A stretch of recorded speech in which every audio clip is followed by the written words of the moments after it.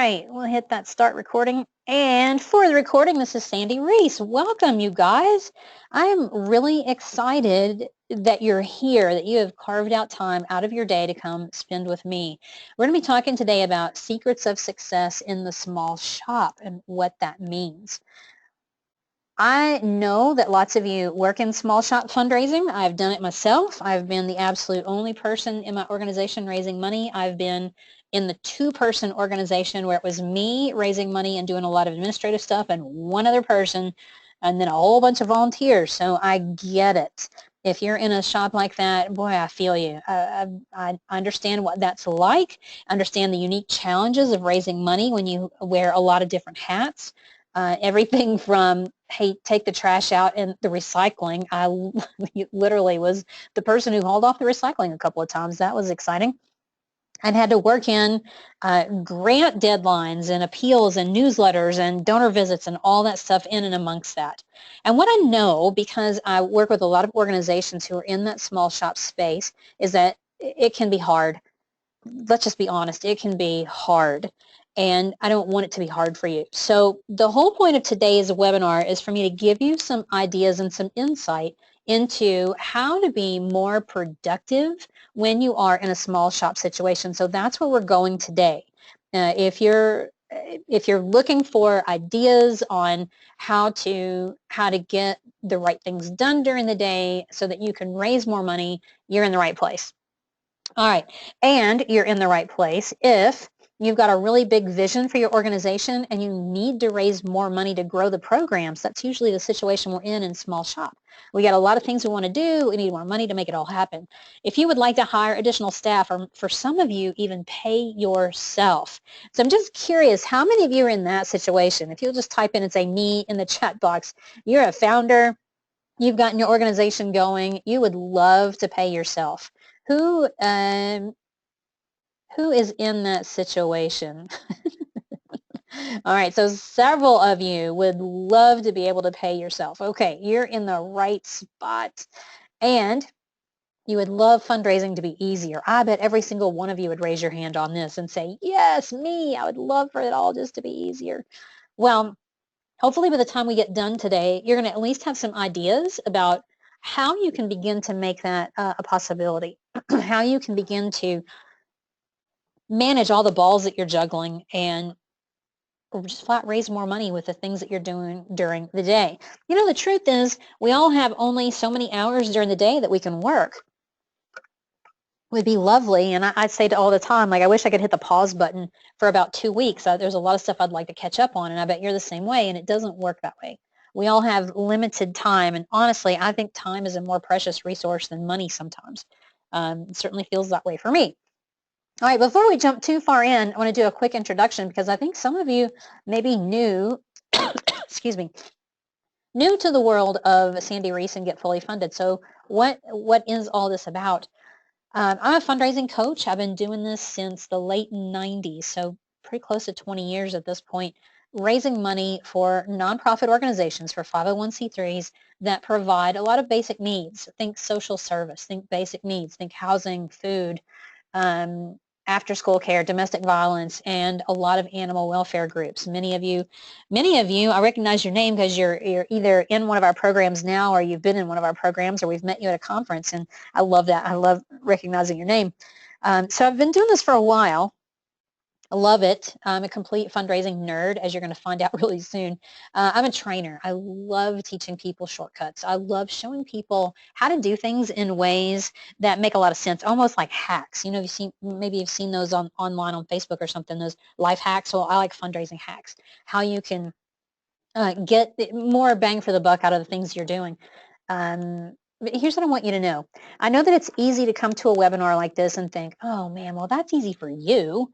You're the expert. You've been doing this a while. You're the trainer. Of course you know what you're doing. And I did not always know what I was doing. In fact, I was not born with fundraising skills. I don't remember signing up for fundraising at Career Day either. I can remember a time when I was pretty frightened of fundraising.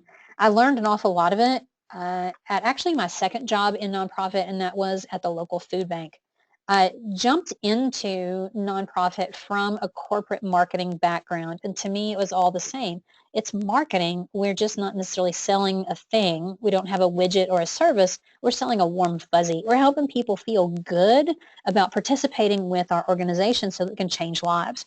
And when I was at the food bank, and I was there for about 5 years, I had a really great opportunity in that my executive director said, here's the budget. Here's how much I need you to raise. Good luck. See you later. And she stayed out of my way for the most part. And I had a lot of flexibility to try things out. I watched a lot of other food banks to figure out what they were doing. I threw a lot of spaghetti at the wall trying to get something to stick. So an awful lot of what I teach now are things that I learned the hard way. I don't want you to learn it the hard way. I did. I figured a lot of things out.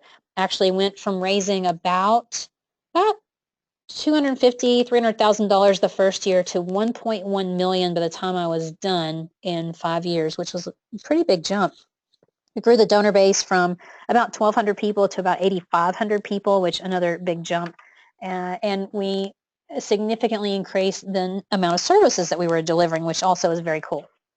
So I share all that just to let you know that not only do I understand this stuff, I've been there, done that, but I've gotten the results that make it all very, very worthwhile. So if you're wondering, does this stuff really work? It works for me. It works for a lot of the organizations that I work with, which today, went the wrong way there. Today I spend all my time either doing workshops or webinars like these or coaching people around how to raise more money. And I love it. It's a lot of fun. We've been in business since 2005, so however many years that is, it's quite a few.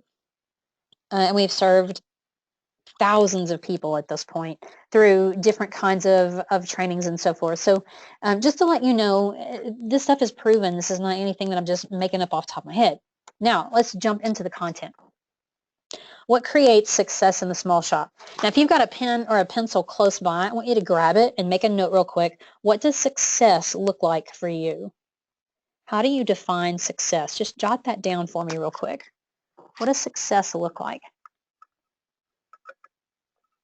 And I'll tell you, when I was a fundraiser, when I sat in the development director's chair, success to me looked like raising all the money that I needed to fund the budget or have a reserve, a surplus. That was success. Having plenty of donors and volunteers, having all the staff we needed, that was success to me. Having a pipeline full of grant opportunities, that was success to me. Having a board that was engaged and participating and not only just showing up at our events, but also helping to plan events and sponsor events and things like that, that was success to me. So yours may be similar, it may be different. We have to understand first how we define success before we can figure out how to create it. So if you're interested in increasing the amount of money that you raise, growing your donor base, increasing your retention rate, all of those kind of things, engaging your board, having a really hot volunteer pool, if that's what success looks like to you or some variation of those things, then you and I are on the same page. That's what we're going to be looking at in terms of success in the small shop. I have found over the years that it really boils down to a handful of things that can make or break success for you. If you look at some of the really big organizations, and I know that that can be intimidating. I know that sometimes you can look at a bigger organization in town and you're like, yeah, gosh, they have a great event. Like everybody in town comes out for their event and they have all the heavy hitters on their board and they have great donors. Boy, they've all got it going on. If you've ever thought that, and I certainly have, been jealous of other organizations, what you need to understand is at one point they were a small organization too. They were not born, they were not created as an organization and immediately erupted into the level of success where they are now. It takes time to build. So just understand that. Perfectly okay to look at what they're doing and go, well, that's awesome and I want that too. And then go figure out how to do it. What it's going to take are several things. We're actually going to go through 5 keys today. So if you've got your pen and your paper, just get ready. You're going to want to jot down some notes about these. There are 5 keys that are going to make all the difference in your ability to be successful or not. Again, I've done this myself, and I've worked with a lot of organizations. And after a while, I started to ask myself, what's the difference in the ones who really seem to have it going on and the ones who are struggling? What are those ones that are getting the six-figure gifts? What do they know that the other organizations don't know? So that's some of what I want to share with you today. All right, let's go to key number one, or secret number one, and that is clarity. You got to be super clear about where you're going and what you're trying to build. Here's the problem. There's so much that can be done. Think about this. When was the last time you were bored? I can't remember the last time I was bored. Probably in like 1978. It's probably been a while. We have way more to do, and technology is a double-edged sword, right? We have access to technology. It's great. It speeds up our work, but now we are, how many of us are checking our phones all day long just to see like what's happening on Facebook, what's the latest news, what's going on in the world right now? We have so much to do that we can spend our entire day being very busy, but not necessarily being productive. And there is a difference. You can be busy and not really have anything to show for it at the end of the day. You can spend your entire day playing whack-a-mole with your email. I do that all the time. I find myself in that situation. I'm actually going to talk about email in just a little while. So we have to first understand that's the problem, is there's so much going on. There's a lot of activity. There's a lot of stuff that needs to be done during the day. Some of the things that are going to get in your way, things like no clear goals. If you don't know where you're going, any road will take you there. Or if you have no clear path forward, if you haven't stopped long enough to figure out the strategy of how to get where you're trying to go and being very purposeful about the things that you're doing, then you're going to stay in this sort of hamster wheel of busy, busy, busy, busy, busy all the time. Or if you have what I call heartless numbers, that's a real problem too. Heartless numbers are when you're very focused on the numbers and you lose sight of the reason why. You lose sight of the reason why you're doing the numbers, which is the lives that are impacted. When you're not clear, you're going to spend a lot of time being busy. You're going to spend a lot of time doing things that are not going to be fruitful. They're not going to be things that are going to add to the bottom line for you, and it ultimately is a huge waste of time. Now, if you believe what I said earlier, that time is one of our most precious resources, we cannot afford to waste time. So we have to be really clear about where we're going. We have to be really clear about what we're trying to accomplish. So here's the first tool that I want to give you, and that is an impact goal. So jot this down. An impact goal is a goal about mission delivery. It's about what you want to accomplish with your organization in the year. So think about these questions, and this will help you figure out your impact goal, and I'll give you a couple examples too. How many lives will you change in your organization? At the food bank, we were handling about a 500,000 pounds of food or so, and it was going up every year to 600,000, 800,000, and that was awesome until we did some calculations and figured out what it would take to work ourselves out of a job. You know, what would it take to absolutely feed everybody? And we calculated it was like 18 million. And all of a sudden our 8 million didn't seem so hot anymore. That became an impact goal, and it drives everything else. So how many lives will you change? How will they be affected, and why does it matter? Those are the questions that you're going to ask yourself. So we have some organizations. So for some of you with animal welfare, animal rescue, it might be about the number of animals that you want to save in the second half of 2017 or in 2018. It might be about lowering euthanasia. An impact goal is usually something that's very measurable and it's very specific. It may be a little bit of a stretch for you, but it's really important to set that impact goal because ultimately that's going to drive everything else. If you don't take anything else away from this today, take this. Set your impact goal and then ask yourself every day, for the things that you're doing during the day, are they moving you forward toward achieving your impact goal? So again, I'll use an animal example because I think these are easy to understand. If what you're trying to do is double the number of animals that you save, then you can look at everything on your to-do list during the day and say, is that going to help me double the number of animals we save? If the answer is yes, then you go ahead and do it. If the answer is no, then it gets marked off the list. Doesn't need to be there if it's not going to help move you forward. hopefully that matters, or hopefully that makes sense to you and it matters to you. All right, type in the Q&A box and just let me know, does that make sense? And if you know right off the top of your head what your impact goal should be, jot it in there. I would love to hear from a couple of you what you think your impact goal could be.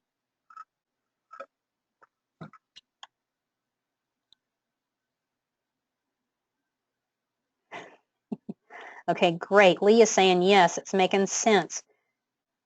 Jen is with a retirement community allowing elderly adults to live life to their fullest. And I would challenge you to define what that means. What is that? Because here's the thing, Jen, how are you going to measure a fully lived life? What does that look like? For Catherine, goals are building homes for low-income families. So all you have to do is put a number around that for X number of families, and that'll be that'll really help you measure that. Let's see. Oh, lots of you are putting yours in here. This is good.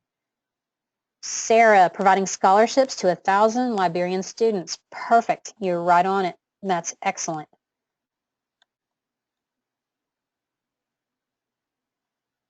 Angelina, right at this moment to get a food program for students. Perfect. And you could say how many students, and you're right there.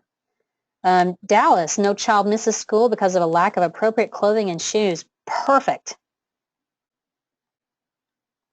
All right, you guys are right on it. So lots and lots of you are typing that in there for me. Let me move on. I'll come back and we'll play with some more with this. What I wish we had is time that we could go through every single one of these and make sure that it's all making sense. Cora, hey Cora. Cora says, yep, you need to really be able to focus during the day since she's by herself. Yes, you are. Yeah, focus is an amazing thing.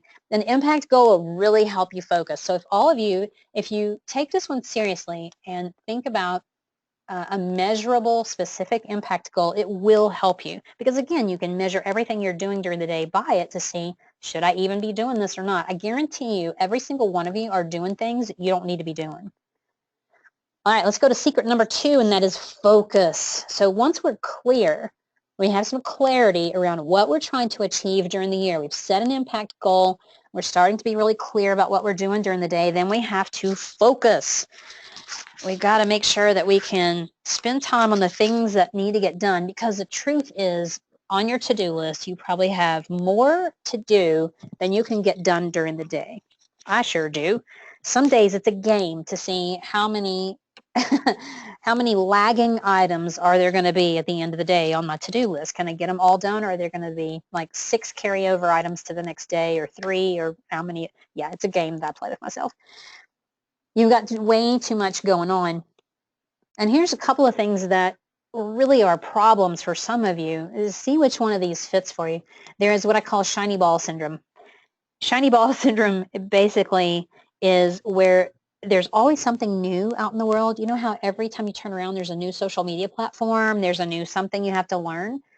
When you suffer from shiny ball syndrome, you tend to go after every single one of those. You're like, oh, crowdfunding, that's awesome. That's going to be it. Oh, look, there's a donate now button on Facebook now. Ooh, let's go try that. And you bounce from one thing to another, and you may not ever fully implement any of those things. That's a huge problem. That's a waste of time. It's not necessarily a bad thing to go chase the new things. Personally, I like to wait until those new things are proven, because I ain't got time to be on the leading edge of figuring stuff out. But you have to be really careful. If you're going to commit to something, you need to commit full out and go after that thing. But it's a real problem for a lot of people, because we think we have to keep up. We think that just because there are 5,000 social media platforms that we ought to be on all 5,000 of them, and the truth is we don't. The other thing is what I call Superman-itis, and this is where you basically put your cape on and you're like, I can get it all done. Now, this is what I suffer from personally, is I can get it all done. I can. It's all good. Trust me, I can get it all done. And we wind up working way too much, and we work too hard. We can become workaholics, and that's not healthy at all. So those things are going to get in the way of your ability to grow your organization and be successful in your small shop. So the first step in any good 12-step program is admitting that there is a problem. So if you know that one of those, if one of those speaks to you, that's good. That's the first step. Now, I want to show you another tool. I think you're going to love this. Some of you have been through this with me before. If you haven't, I'm going to walk you through a 4-quadrant exercise. So grab your pen and jot down this 4-quadrant block on your piece of paper. Leave yourself enough to write down some notes in each section. So what I'm going to do is I'm going to go through this quadrant by quadrant and tell you what goes there. And I want you to jot down some of the first things that pop in your mind, whatever that is. And what we're going to find at the end is which things you need to be focusing on and which things you don't. Okay, so let's start in the upper left-hand corner in the box called Unique Brilliance. So I'm going to describe to you what Unique Brilliance is, and I want you to jot it down as soon as it pops in your head. Unique Brilliance you may think of as your calling. It is something that you are incredibly, incredibly good at. You're very gifted at it, although it comes so natural to you. You think everybody is gifted at it. You think that, oh, surely everybody knows this. Surely everybody is good at this. It doesn't occur to you that, no, you're very good at it, and not everybody else is. If you work in a job, it's probably something that you were hired for. For those of you who are founders, it's probably something related to your organization. When you are doing this thing, time just, it stops.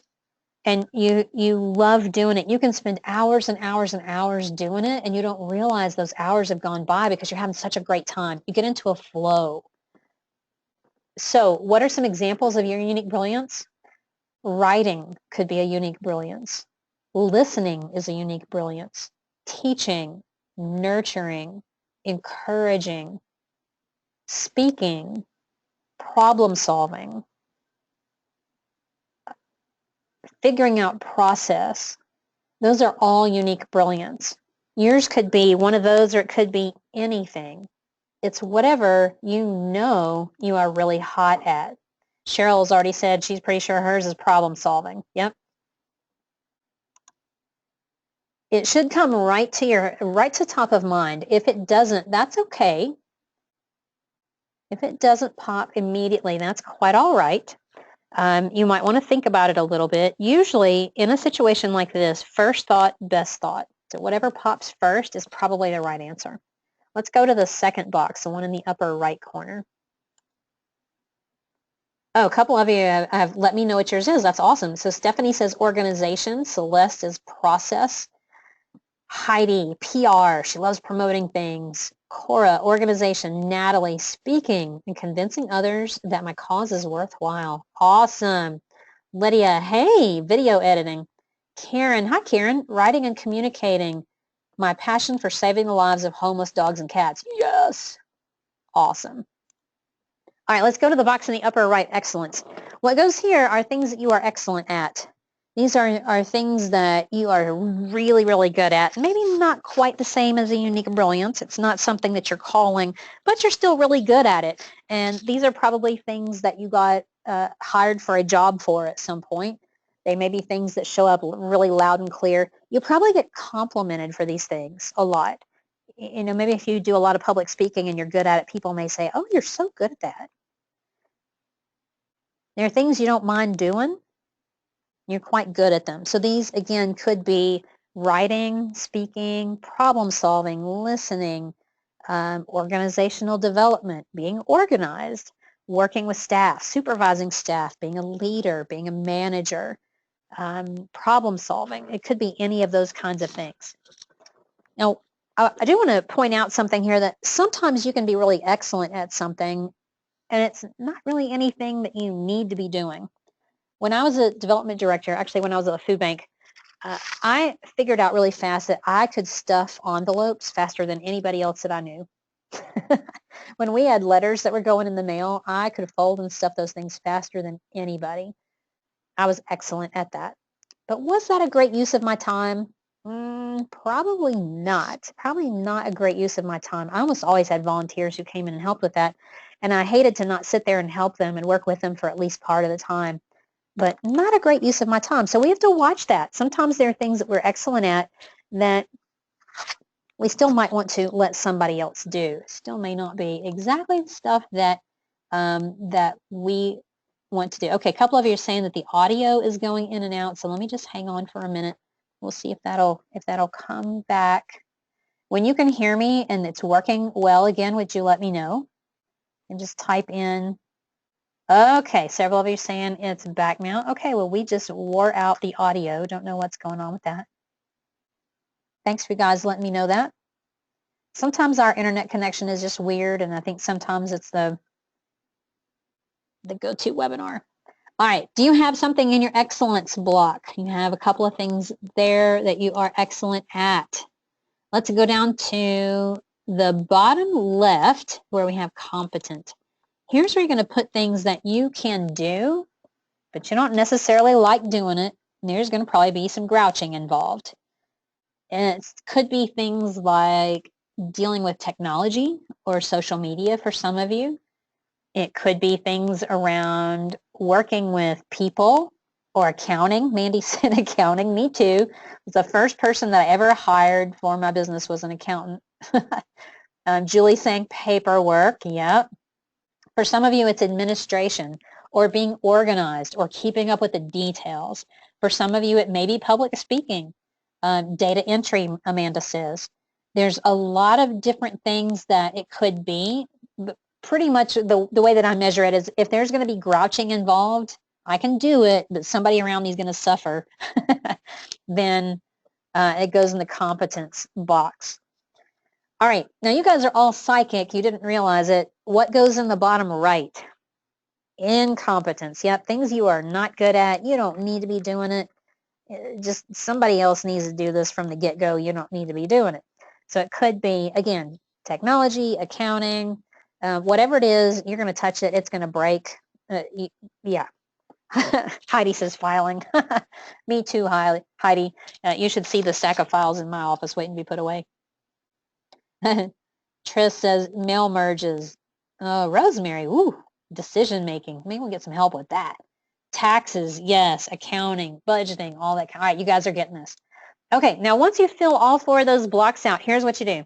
You take a like a red marker or something and draw this line in nice and dark from left to right across the screen.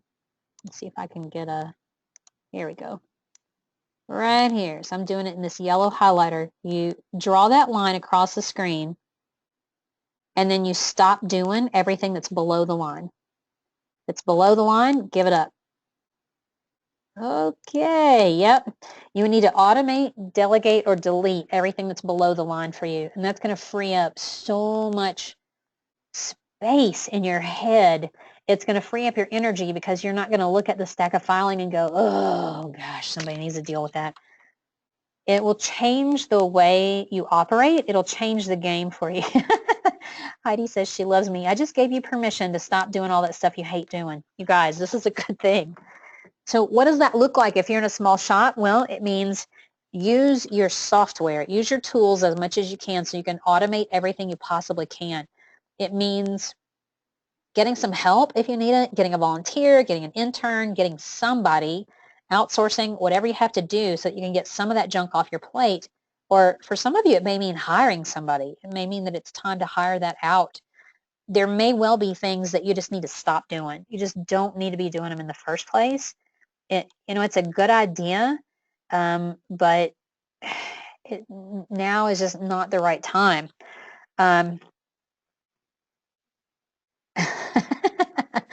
Yeah, so Catherine's saying, well, nice try, but it doesn't really matter. I still have to get it done. Find a volunteer. You can get volunteers to help. All of you can get a volunteer to help you. Even if it's a few hours a week, it's going to be helpful. Diane's asking, how do you hire when you don't have the money to pay for it? Start with a volunteer. Get somebody, and I promise you they're out there. You can get somebody to help you a couple hours a week just to free you up so that you can start to figure out how do you get even more stuff outsourced. How do you do that? And the thing is, if you can get somebody to take over a couple hours a week for you to free you up to go raise more money, you will have more money to be able to pay somebody, even if it's just for a few hours a week to get something done. It is totally possible. I've been there and done that. The first staff person that I added when I was growing the organization at the food bank was a grant writer, and she only worked a few hours a week. But it took enough off my plate for me to go, okay, what's next? Now what do I need to be working on? And that was incredibly helpful. All right, let's go on. We have a ton of stuff that I want to cover before we're done. Gail says, how do I get somebody else to go to meetings for me? I would love to figure that out myself. So we will, whoops. Now I got to figure out how to get the marker off the screen. There we go. All right, so we did unique brilliance exercise. By the way, that's a lot of fun to do with other staff, with volunteers, or with your board to find out what's above the line, because truly you should be working above the line in everything that you do. I've taught that to a couple of organizations that's now part of their culture, is working above the line and understanding that what's below the line for you may be above the line for somebody else. So what you really need to do is be the green pencil. In the world of a box of colored pencils, don't try to be every color, because you can't. If you're a green pencil, you're never going to color red. You're never going to be able to mark something up in blue. You're the green pencil, be the green pencil. Do only those things you do well. Delegate, automate, or dump everything else. That's how you're going to get more done. That's how you're going to be more productive. That's how you're going to learn to raise money like all the big organizations in town. Let's boil it down even further. Every day, do only these 4 things. You can jot these down, or if you want to do a screen capture or whatever. Number 1 is raise money. Number 2 is increase your ability to raise money, like being here on a webinar or reading or going to a conference. Number 3 is raising awareness. You're not going to get new people in your donor base if they don't even know you're there. So raising awareness is important to fundraising and building relationships. So everything you do during the day ought to be one of these 4 things. If it falls outside of there, you don't need to be doing it. And I guarantee you're all doing stuff right now that you don't need to be doing. And if you can stop doing those things, even for a while, even if you just hit the pause button for 6 months on being on committees for other organizations, or volunteering for another organization, or doing something else that's taken up time, if you stop doing that even for a while, it'll free you up so you can do more of what you need to do. All right, hopefully this is all making sense.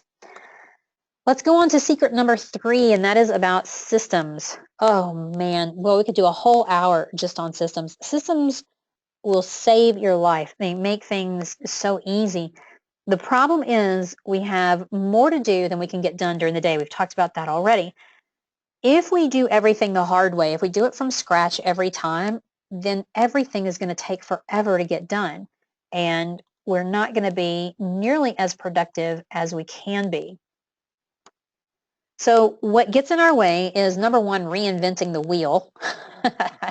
I can remember doing this. I remember back in the day, like early on when I was at the food bank, we had a credit card machine. So if somebody wanted to make their gift by credit card, I'm totally dating myself here. I had to walk downstairs to another office and manually punch the numbers in on this credit card machine, and I could never remember how to do it because I probably only did it once a month. So every time I did it, I had to go find the book and pull it out and find the place in the book, which that took forever. So this was like a 15, 20-minute activity to process one credit card. And after the 2nd or 3rd month, I said, this is stupid. I need to make myself a cheat sheet. So I created a little system for myself. I created this cheat sheet of how to do it. And I don't remember if I left it in that room or wherever I put it, but then I had a system for myself. So the next time when I had to run a credit card, it was so much faster than any of those times before, because I cut out all that reinventing of the wheel. And that really helped me. That really saved me a lot of time. All right, the next one is choosing speed now over long-term success. How many of you had this situation where you have a volunteer who is willing to help you, and you realize that by the time you explain to the volunteer how to do it, you could have just done it yourself and done it faster? Anybody ever been in that situation? Yeah, I certainly have. And what you have to understand there is, first of all, one-off volunteering doesn't work. If somebody's going to come in and volunteer, you really need them to commit to coming once a week to help you. The one-off volunteering, that's fine if they're painting a fence or they're cleaning out a shed or they're doing something like that that's project-oriented. If they're going to come in and help you in the office, they need to commit to doing it every time. You can teach them how to do something, and yeah, it's going to take you time the first time, but then the next time it won't take as long, and the time after that, they're going to remember it, hopefully. So choosing speed now over long-term success is not the best way to go. And if you set it up right, you can get that long-term support from a volunteer, from an intern, from whoever you need that stuff for. The other one is ain't got time for that. I love that. My little Southern accent coming right out on that. This one is where you know you're doing something the hard way. You need to hit the pause button and figure it out, and you just feel so pressured to get stuff done. You feel like you don't have time to do it. In the long, this is so similar to choosing speed now. Really, in the long run, if you can just hit that pause button for just a second for you to figure something out, you will save yourself time later. This seems to happen to me regularly. I had an issue with my phone the other day, and it was one of those, like, I need this fixed. It's an annoyance, and I don't really have time to fix it. And then I realized, no, that little thing is something that I use regularly. I really need to I got to hit the pause button. I got to get that fixed. I need a system. I need a system for what to do. I need a system for how to handle it, and how to discover when it is something that I need to just hit that pause button and fix it. So one of the things that I have done quite a lot for myself is I carve out the time, and it might be staying 15 minutes late one day or coming in 15 minutes early another day, and strictly using that time to figure out the system. You need systems for anything that you do more than once. So just like with the credit card machine example, if I'm doing it, even if I'm just doing it once a month, I need a system. The system needs to be in writing. It needs to be something that I can go to easily, that all I have to remember is where is it, and I can go find my piece of paper, get my cheat sheet, and I can go right through those steps, and it's going to save me a ton of time. So systems, the best thing to do is document it.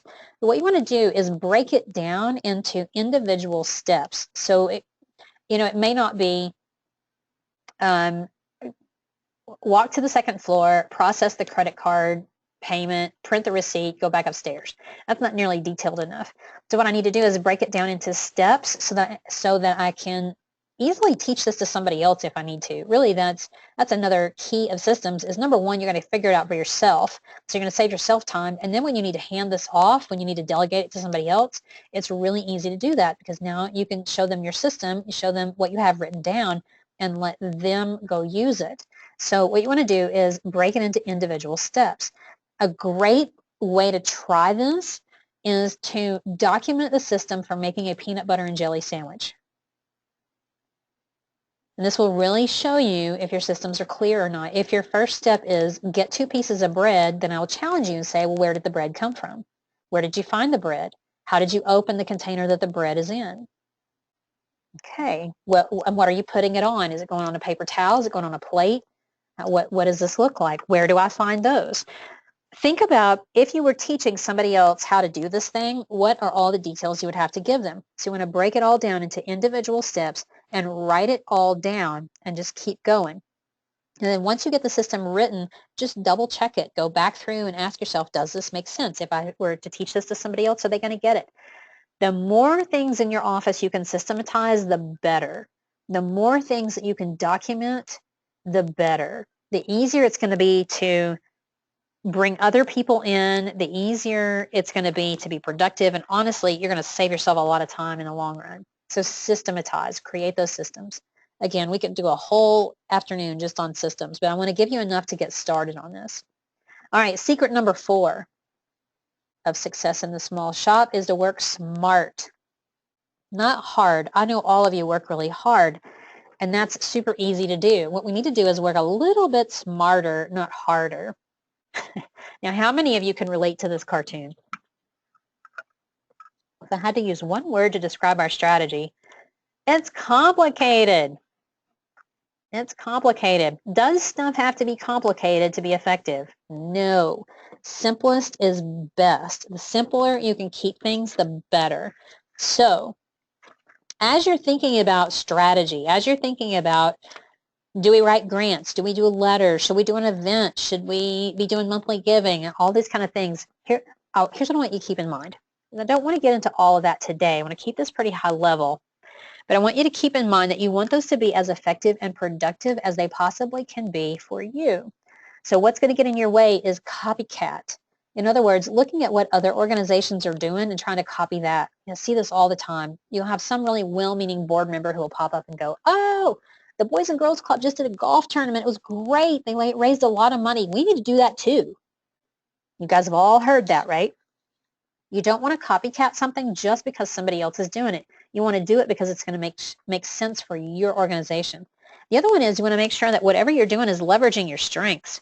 So if your strategy is to build your donor base by going out and doing public speaking, but you personally are terrified of public speaking, this is not a smart strategy. Hopefully that makes sense. You don't want to do it just because you are, quote, supposed to, or because everybody else is doing it. You want to do it because it makes sense and it's going to play to your strengths. One of the other things that I want you to do, and this is a keeper, this is a writer downer right here, and that is to focus on optimal ROI. So as you're looking at the things that you're going to do to raise money, whether it's writing grants, writing appeals, monthly giving, Giving Tuesday, whatever, focus on optimal ROI. So ROI stands for return on investment. In other words, what are you going to get out of it for the time, money, energy that you put into it? You want the least investment now of time and money and so forth for the greatest long-term impact. And really, that's what we're looking for, greatest long-term impact in terms of money, new donors, your reputation, and so forth.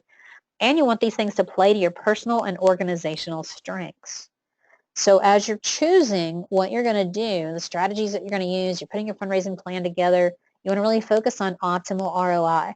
So in other words, don't do something just because you always have. That's a terrible reason to do an event or to send out a letter just because you always have.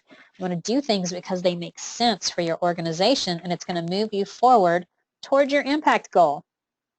So as you're evaluating all these strategies, you're going to ask yourself, will this move me toward my big goal? Is it a good investment? And what's the potential ROI from this activity? You do want to look at that. You want to have a look at the events that you want to do, the Giving Tuesday, the monthly giving, whatever that looks like, and ask yourself, what's the potential payoff here? And is it enough to justify whatever it's going to cost us in terms of time we're spending, the energy that it takes, the effort that it takes, any money we may spend, and so forth. This alone can help you eliminate things that are non-productive.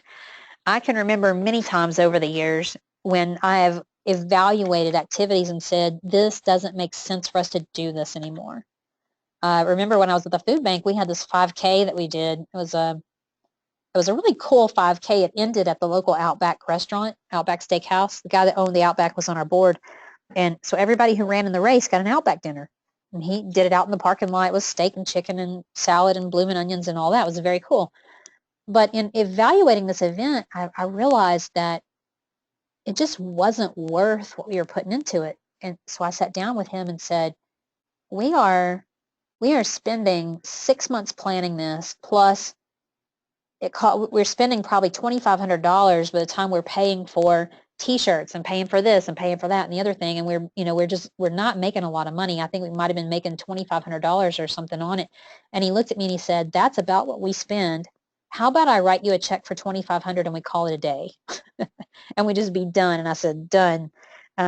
We're done with, that'd be great. Let's do that. So we eliminated that event.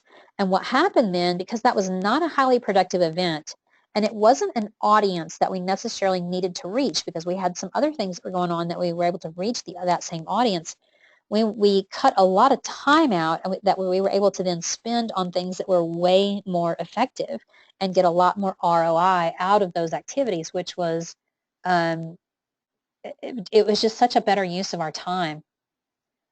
Bonda is saying, determine what not to do and don't do it. Absolutely. Amen. You and I are talking about the same thing here. I love it.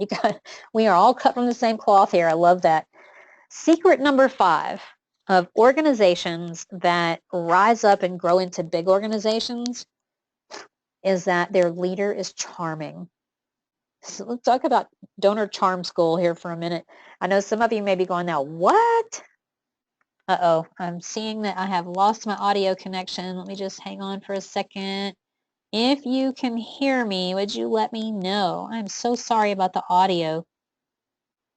If you can hear me, let me know. A lot of people saying no audio at all. Can't hear. Okay, hang on. If you can hear me, let me know. Nobody can hear. Okay. Somebody says it sounds like banjo music. Can you hear me? And it sounds like we got some problems with the audio. Still out. Okay, no audio. Not sure what to do.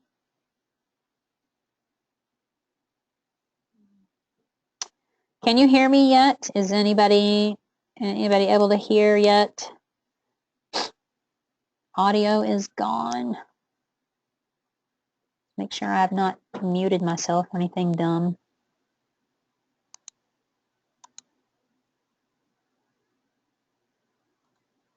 Haven't been on that page, so no audio. Can you hear me? Can you guys hear me at all yet?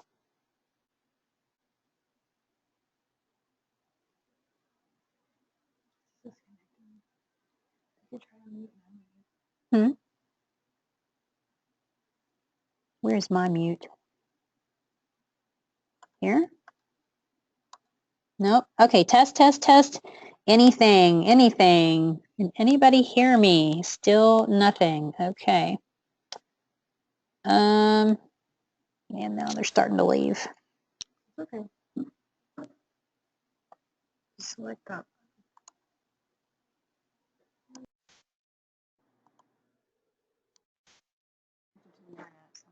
Okay. All right, well, just test if you guys can hear me or not. No. Not even breaking up. No audio. Dang it. Okay, now it's telling me my audio connection is restored. Can you guys hear me yet? It's back! Holy cow. I am so sorry. I don't know what just happened. Okay, some of you are saying that I'm back, but there's some static. Well, let's just hang on again and see what's going on. We're going to have to probably call our internet company or something and see what's going on. It shouldn't be that bad. All right, hopefully it's going to come back and be fine again. Thanks, you guys, for being patient. I am sorry. You should see us. We're over here going like, oh my gosh, what are we supposed to do here? Like, what did I click a button that I shouldn't have clicked, or what's going on? Okay. Let's start with secret number 5, because I think we had just moved to the slide when the audio went out. Okay. Here's what I've noticed about organizations that rise up and are raising the kind of money that they need. They have a leader who is charming. And I want to tell you what I think that means. Thank you, Cheryl. All right. So they have somebody who is charming. What does that mean? Well, look at this picture of this baby. How many of you saw this picture and immediately thought, oh, how cute?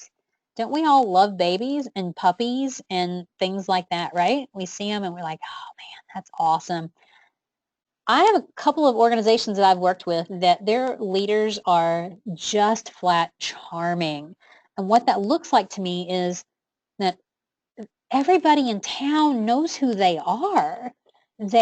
They have great reputation. Everybody wants to be part of part of their events. Everybody wants to be part of their campaigns.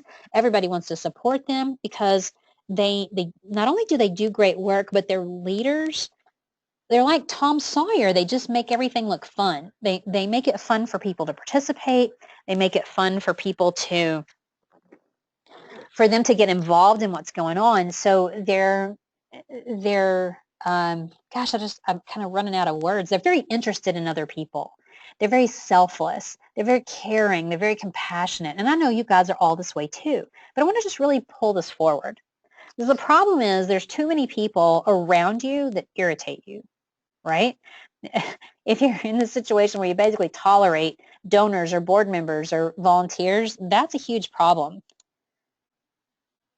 Part of what happens is that we have to make sure that we're doing whatever we can do to help donors feel wanted and needed. When people feel connected, when they feel needed, when they feel wanted, they're going to stick around. And they're going to continue to give. When they feel like they don't matter or they feel like they're just a number, they're out the door. Here's some things that get in the way of that. Number one is fire hosing information. We are all guilty of this from time to time. We give out way too much information. And our folks they don't want to know all the infinite details. They just need to know enough to be inspired and moved to go and take action that you want them to take. Sometimes it's deaf ears. Sometimes that we have just bored them to the point by sending them boring newsletters and boring letters and boring updates, so they don't even listen to us anymore. Sometimes we are so self-absorbed in our own organization that people don't want to be part of what's going on anymore. They're like, well, it's all about your organization. I don't really care. So let me give an example real quick. There's a company that we use for our website that basically keeps our website secure. It's an amount of money I pay every month to know that nobody's going to hack my website. And they sent me an email the other day and they said, which plan are you on? Are you on the blah, blah, blah plan or the blah, blah, blah plan or the blah, blah, blah plan? And I looked at it and I'm like, I have no idea. That is all insider information. I just know that I hired you guys to do this. That's all I know. I don't really care about the other stuff. Like whatever plan I'm on, it doesn't matter to me. And I thought, well, that is such a good example of them being so self-absorbed, they don't realize they're communicating to me in insider language that I am not privy to or that I have forgotten. And we do that to our donors sometimes. We've got to keep it nice and simple. We got to keep it to the point that people can understand what we're talking about. Fundraising is all about the relationship. So we have to remember that, and we have to remember that just because we live and breathe this stuff every day, our audience doesn't necessarily do that. So we have to be very sensitive to the person in our audience who knows the least about our organization. And that's really how we want to communicate, as if not talking down to them, but as if they don't know all the infinite details that we know. So what we need to do in this vein of being very charming is getting very interested in people. What do they like? What do they dislike? What do they value? What are their interests? And this goes for donors. It goes for volunteers. It goes for board members. When you start treating everybody around you as if they matter so much to your organization, you will see the way that they behave change. You will see the donations get bigger. You will see them telling their friends about your organization. So it's all in how we treat people. Even though I know some of you would rather just focus on the mission, you would rather just focus on what you're trying to accomplish. I'm really sorry, but if you want to raise money, you've got to pay attention. You got to play with people. There's no way around it. You've got to make sure that people, that they care. And the way that you're going to build that caring is by treating them with a lot of interest and a lot of respect and a lot of concern. Because really, here's what it boils down to. It's all about what your donors want. It's not necessarily about what you want. Donors they want to know that it was a good thing to give to you. They want to know that their gift made a difference and that it had the impact they were hoping for, and they want to feel good about giving to you. Nobody likes giving money to an organization and then thinking, I'm not sure that was a good idea. People want to know that it was a good idea.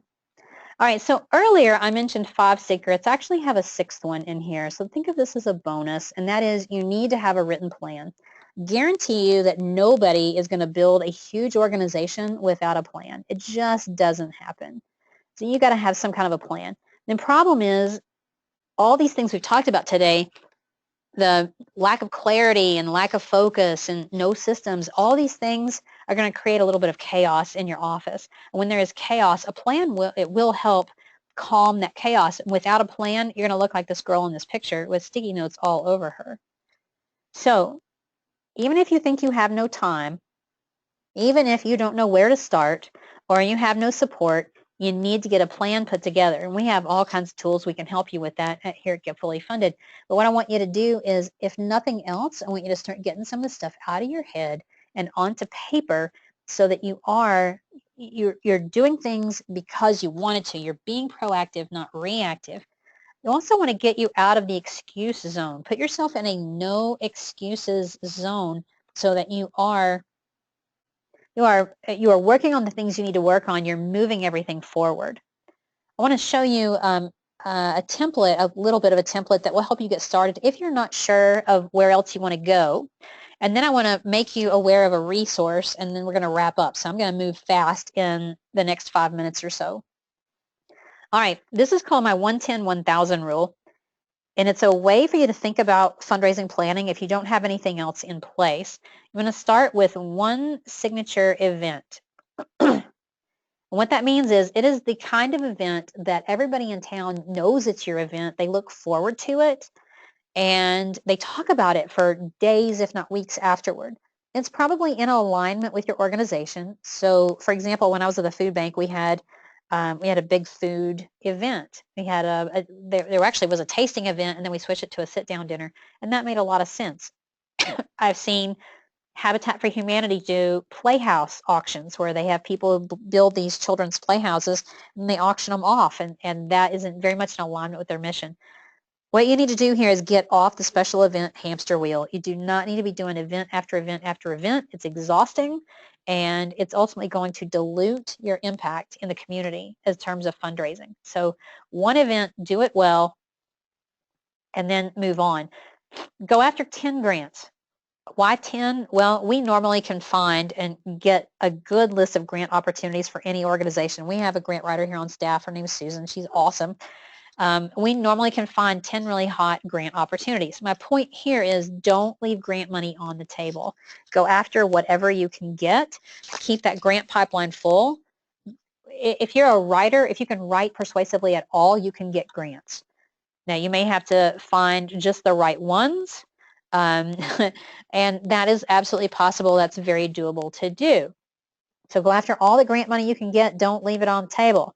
After that, build your donor base up to about 1,000 people. You want to have a large donor base because that's where the stability of ongoing sustainable funding is going to come from. Now, let me show you an example real quick. If you do an event and you can generate $25,000 from that event, which by the way, you should be able to do. We could do a whole different call on events and getting sponsors and things like that. You should be able to do $25,000 from an event. If you were able to get 10 grants at $2,500 or some combination, maybe it's fewer grants but the bigger amounts at $25,000, then you need 1,000 donors at $50 each to round you out and get you to $100,000. This is just an example of fundraising math. Now, the nice thing about this is it's totally scalable.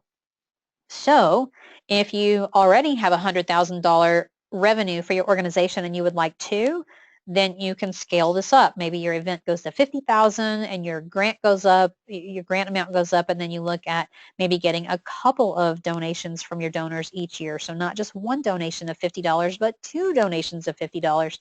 And then all of a sudden things become very scalable.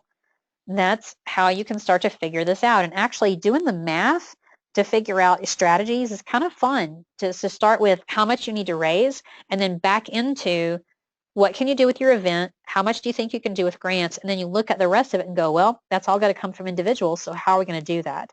We're going to do that through Giving Tuesday? Are we going to do that through monthly giving? Like, what's that going to look like?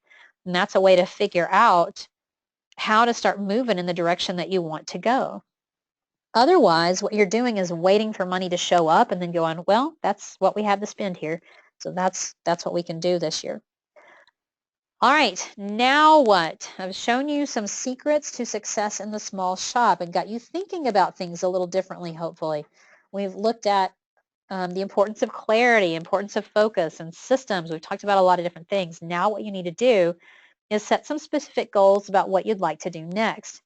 I would recommend that you pick one thing that you learned today and think about implementing that. I would literally put it on the calendar somewhere before the end of next week to take action on it. If you don't, chances are good you will never take action on anything you heard today. So what I'm hoping is that you will pick one thing, carve out some time, and then you can get moving on some of these things. Now, I do want to also show you, I know we're right at time, but I want to show you real quick, if you want more, if you would like to go into more depth on some of this, then I want to invite you to think about joining us for the Inspired Fundraising Retreat. This is a 3-day workshop that we will be holding in Atlanta in August. It's August 17th, 18th, and 19th. and is an opportunity for you to take a deep dive into a lot of these topics. We talk a lot about building your donor base and raising more money. In fact, let me show you what we'll be covering. On day 1, we talk a lot about your impact goal, and we'll go into that into more detail. We'll talk about building your donor base by getting clear about your ideal donor profile and then figuring out where to find people to add to your donor base so you can build that up. So if you want to build your donor base to 1,000 people, how do you do that? Where do you find these people? We're going to go into detail on that at the Inspired Fundraising Retreat. We're going to talk about friend-raising, so not just getting people in, but getting to know them and helping them feel really special. On day 2, we're going to talk about communications. We're going to start with mastering your messaging so that you can feel really confident that what you're sharing are the right words that are going to inspire somebody to give. We'll do an elevator speech makeover, which is actually a lot of fun, and we have a little contest around that. We'll talk about making the ask and what that looks like, especially if you're uncomfortable with that, and what that looks like if you're asking in person versus asking in print or online. We'll also talk about donor acknowledgement and how to thank somebody's socks off and why you need to do that. On day 3, we'll talk about fundraising plan. I've got a great template that I'll give you that you can use to get started. We'll talk through donor retention and not only how to keep your donors, but how to keep them giving. So if that sounds interesting, you can go to inspiredfundraisingretreat.com. The event is August 17th, 18th, and 19th.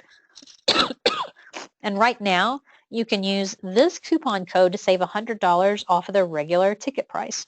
If you see in this picture, everybody's up out of their chair. We do a lot of experiential learning at the event.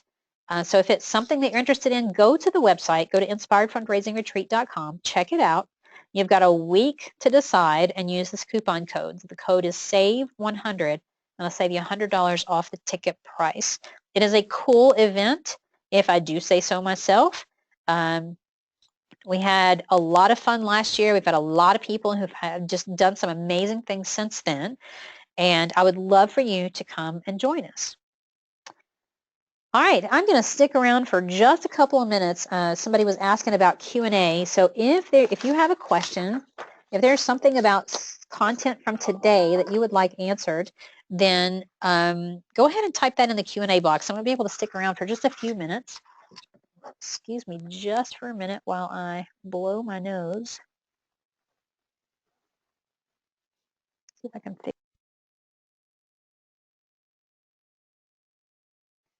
Awesome. I figured out how to mute it so you didn't have to hear that. Okay, so let me go to Q&A. Okay, somebody was asking about sending recording. We will be sending a recording. During that part when the audio was out, I realized the audio was out, so I did not teach anything there, so you didn't miss anything, not to worry. So we will be sending that out. Excuse me. Yes, and Andrew's asking about slides, and we will have that as well. Let's see.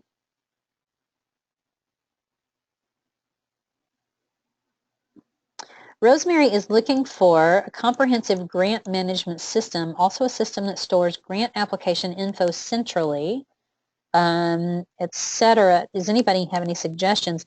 I'm not familiar with a software excuse me, that stores just grant information. You might be able to create yourself a Word file or an Access database if that's something that you feel comfortable doing. Definitely, I mean, one of the things that we do around here is we keep a lot of Word files that have, for some of the organizations we're writing for, we keep a lot of their information handy so that we can copy and paste it right out of that Word file. So that may be something that might work for you. All right, hang on, let me see what else we've got in terms of questions. We've got somebody asking about email tips. Email, we're short on time. Do you have, yeah, okay. So email is a very interesting thing. We could go all into detail about sending out emails. Number one, you want to make sure you have a good subject line. If you're sending out a newsletter and your subject line says July newsletter, you just shot yourself in the foot. Nobody's going to open it. The subject line it really is all about getting somebody to open, and then your next goal is to get somebody to click through and take some other action. So use a good subject line, keep it short, use lots of photos, graphical elements, things like that. That's what's going to help make your email more effective. Tina's asking about the workshop. It'll be at the DoubleTree downtown in Atlanta, Georgia. And they've got a great room rate. We've got a great room rate negotiated for you, and Atlanta is pretty easy to travel into and out of for most people.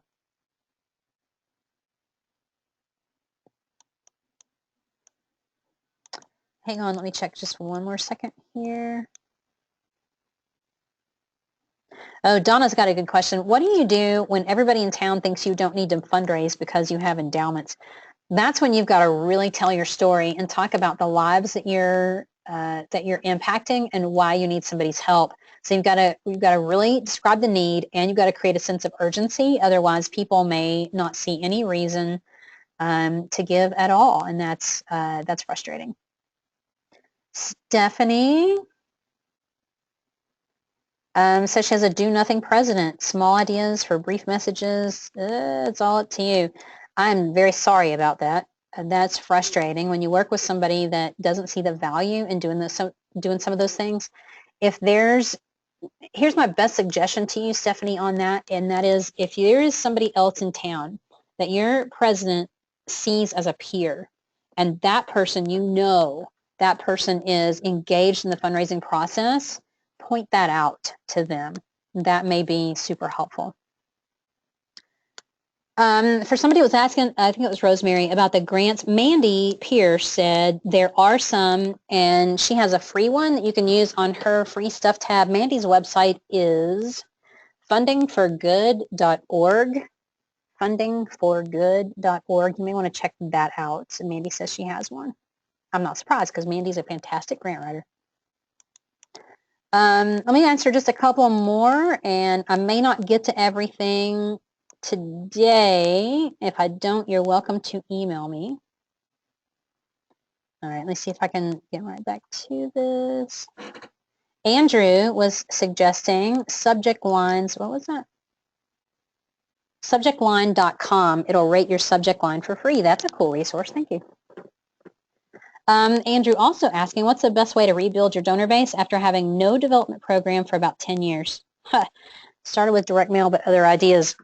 Well, it's interesting. I actually just did a very similar project last year where the organization had done pretty much nothing for years and years and years. And what we did same thing. We started with a direct mail piece to try to warm people up, and we tried to move people to a video online so they could see what had been going on. We literally got a bunch of people on the phone to try to reconnect with them. We had some open house activities, and we just brainstormed everything we could that would make sense to get people back out and get them re-engaged with the organization. That's not an easy thing to do. But you're going to have to just take it one piece at a time and keep going. There's not going to be a magic answer for that. Just kind of keep going with it. Louisa is a good question. Suggestions for working through your email inbox more efficiently. So number one, unsubscribe from everything you don't need to be receiving. That'll help. And now I know that's hard because if you've got a whole bunch of newsletters and you really enjoy them, well, if you enjoy them, keep reading them. If it's just stuff that you regularly have to delete, or it's emails with coupons from your favorite stores, you can create folders and have those things trained to automatically drop into a folder. That can help. I really recommend for email that you work through it like first thing in the morning, then shut your email down. You can go back to it at lunchtime if you need to, then shut it down. If you leave your email open all day, it will drive your work instead of you driving it, and that's a huge problem. So if you check email when it's convenient for you, you're going to be way more likely to not spend all day playing email whack-a-mole, and you'll actually get done the things that you wanted to get done in the first place. All right, you guys. I think that's probably about all the questions that I have time to answer today. Thank you again for being here. I hope this was helpful. If you want to type in and let me know what nugget that you got out of this, I would love to hear that. So you can just type that in the Q&A and let me know what nugget. And also, I just want to invite you again, if you want more, come and join us and enjoy it at the Inspired Fundraising Retreat. It's a workshop like nothing else you've seen before, full of experiential learning and opportunities to get your own self inspired and to leave ready to go back and inspire your donors. All right, that's it for today. Thanks, you guys. Y'all have a great rest of your day, and I'll see you all real soon. Bye.